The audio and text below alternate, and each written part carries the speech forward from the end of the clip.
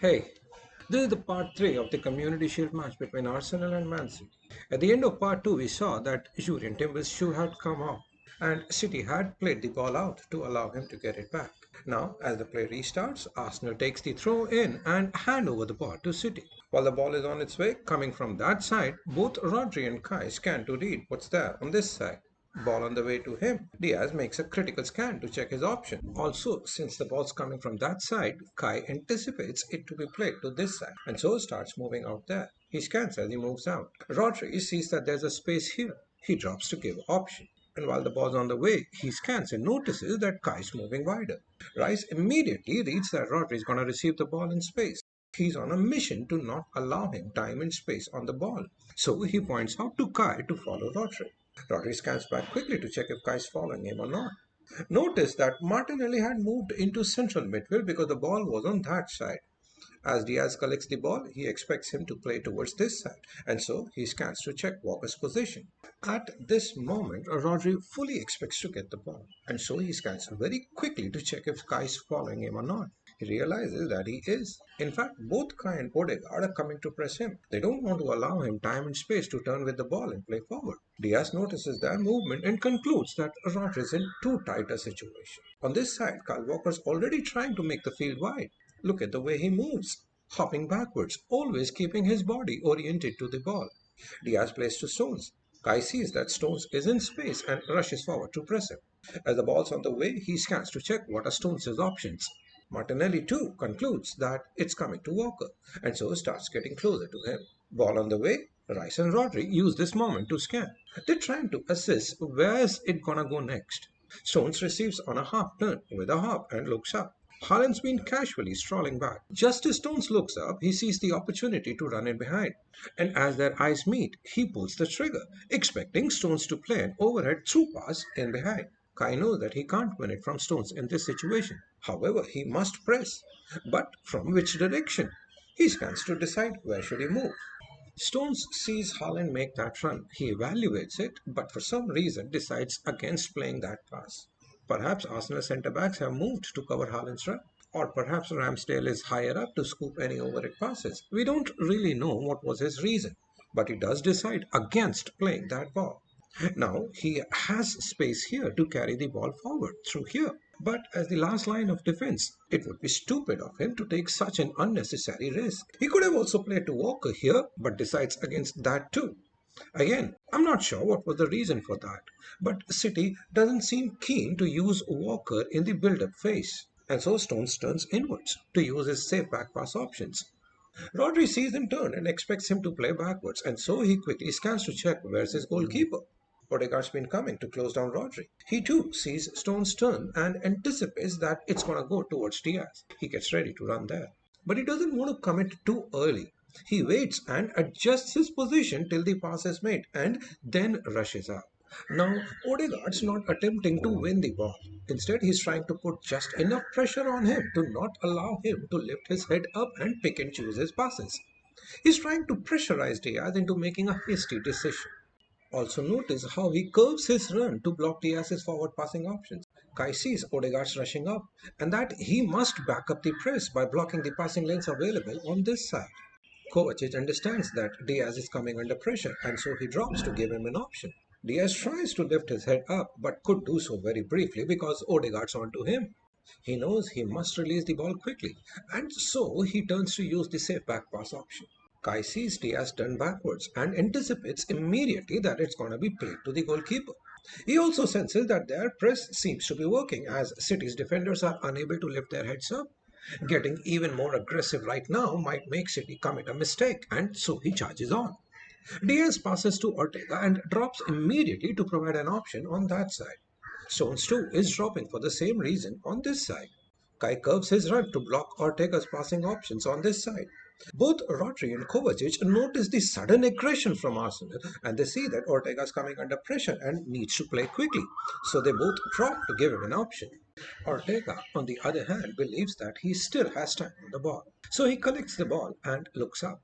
Players immediately perceive that he's going to take two touches, so immediately after the first touch, they all scan. Now, Odegaard's in a conundrum here. He has a decision to make, either close down Ruben Diaz or cover Kovacic. At the moment, he isn't sure where the ball's gonna go. So, what should he do? Well, in such situations, it's always prudent to protect the center first, so he chooses to stay there. Ortega allows Kai to come close and then calmly releases to Diaz, who's in space. It's nice to see how calm he was on the ball despite the pressure. As the ball's on its way, Diaz makes a critical scan. Rodri too uses this moment to scan and to try to understand where he'll play next. Party sees that the ball's on the way and so he must scan. He notices the space and the gap through which the ball can be sent into that space, and that Grealish is dropping there. He moves to provide a cover there. As the ball's still on the way, Diaz makes a second critical scan. He sees that both Grealish and Alvarez are dropping into spaces. He also notices Party's movement. He concludes, correctly so, that Alvarez is a better option, far away from the scene of action because the ball is still on the way. Martinelli also scans. He notices the huge space that has appeared in midfield and that there's a gap through which Diaz can play here and that Alvarez is dropping there. He moves in to provide a cover. Diaz receives the ball, but under pressure from Odegaard, he doesn't have time to look up. But in his mind, he's already made his decision. His critical scans have already told him that he should play to Alvarez, but he doesn't know that Martinelli's read his intention. Diaz plays to Alvarez. Now, this is a fairly long pass into midfield, and this is often the problem with long passes. Ball takes a longer time to travel, which gives the opposition more time to intercept that pass. And that's what happens. A bouncy ball comes to Party, and he sets it down quickly as he passes it to Saliba. As soon as he passes, and while the ball's on the way, he scans. Haaland thinks he can nick it off Saliba. He charges on. Alvarez sees that Gabriel is the free man on this side and that Haaland is pressing Saliba from that side. He concludes that it's going to come to Gabriel and so rushes on to press him. Saliba is alert to Alvarez's movement, so he plays it back to Party in first touch. Alvarez changes direction and rushes onto him. Party collects with a wonderful half turn and beats him.